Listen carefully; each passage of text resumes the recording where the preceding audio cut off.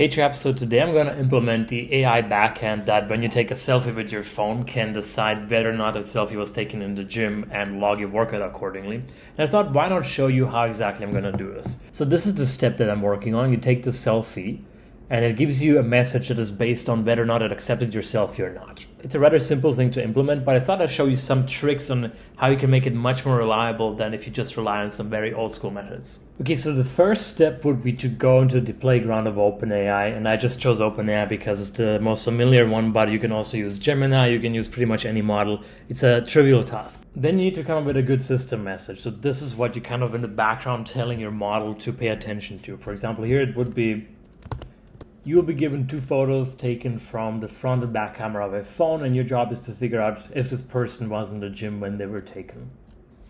So that should be quite trivial. Now all I need to do is get two photos to test this. And to keep it very simple, I'm just going to screenshot what I already have here. There we go. And now I can attach this. Okay, I included this. And I'm gonna hit run. I can set the temperature to 0 because we don't have to be very creative here. It's a yes or no thing. But as you're gonna see, it's not gonna be a yes or no reply, which is a good thing though.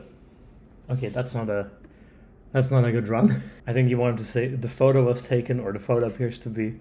The person is in gym. Okay, now this message alone is not enough. You actually need a yes or no, but that's where a two-step process comes in. You just ask it to say yes or no for the algorithm, and then your app just uses that text. Either if it's yes, then this, or if it's no, then it does something else. Respond with yes or no. And it should say yes. Why is it so slow? There we go, yes. Could I have just asked it to directly give me a yes or no? I could have done that, but the problem is an LLM doesn't really think and then respond.